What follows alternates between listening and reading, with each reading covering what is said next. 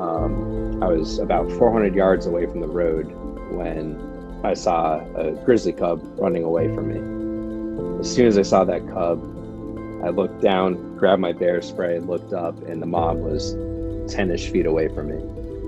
And they moved so fast that, she closed that gap before my brain could even register, like, spray her. And so as she's pouncing on top of me, I opted to just turn around and jump to the ground, which is like getting ready to get into not the fetal position, but laying down on the ground on my stomach and chest, my hands and arms behind my head like this. This protects my neck from anything where your obviously your artery is, and then this laying on your chest and your stomach protects all your soft tissue.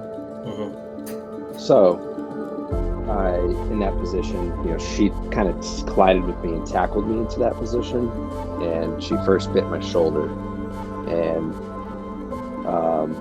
after that she came around, stepped on me, and just started ripping my legs apart. And what do you mean ripping your legs apart? Like biting you?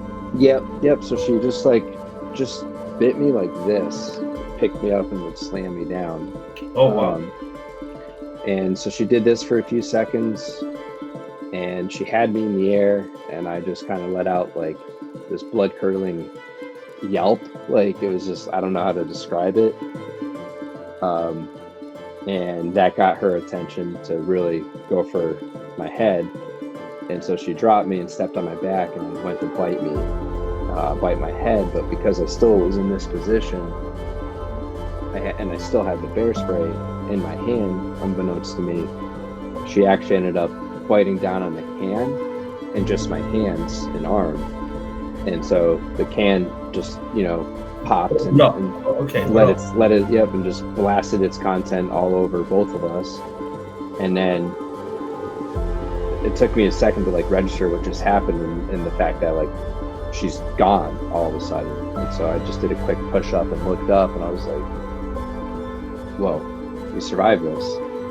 And so I got up and then I just started running, and I just knew that I needed to go the opposite direction of the bear and try to put as much distance between me and the bear as possible, because at this point the only means of defense that I have is my knife. And so I'm sprinting up this hill. There's down trees everywhere. I'm jumping over them, I'm crawling under them,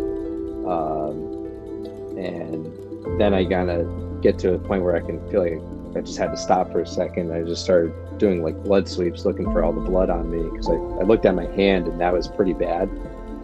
And so I just looked at my legs and I was like, oh my God. And I touched beneath my buttocks, and I could just feel the blood pouring out. And I was just like, okay. And I recognized that it wasn't bleeding from any arteries that I could tell. So I knew I had some time. I looked for whatever gear I had left on me. I had my phone, thankfully. So I grab my phone and I look, and somehow I have service. And so I just call my wife, and I'm expecting to say goodbye. I at that point, I was like, I might survive this, but I also might die. So I might as well say what I need to say now to her, and just let her know I'm sorry. This sucks. And so I called her, and I picked up, and of course she's all bubbly and just like, what's up? And I'm like, I got attacked by a grizzly bear. And she's like, what? And I'm like, no, seriously, I just got attacked by a grizzly bear. I'm running back up Signal Mountain, and I barely had any service. So my grid coordinates weren't coming in at all. It was giving me false coordinates and stuff like that. So essentially she's like, okay, I'm gonna call 911. You just, you start doing triage, make tourniquets, do what you have to do to survive. And so I was like, okay, I need to get somewhere where I feel safe first, because at this point I was on this really steep hill. And so I just kept running. And all of a sudden, I got to this plateau, and it kind of cleared out, and there's no shrubs anymore. It's just trees. And I was like, okay, I can see 360. I'm just gonna sit tight here, and this is where I still have cell service, so this is where I'm going to make my last stand, if you will.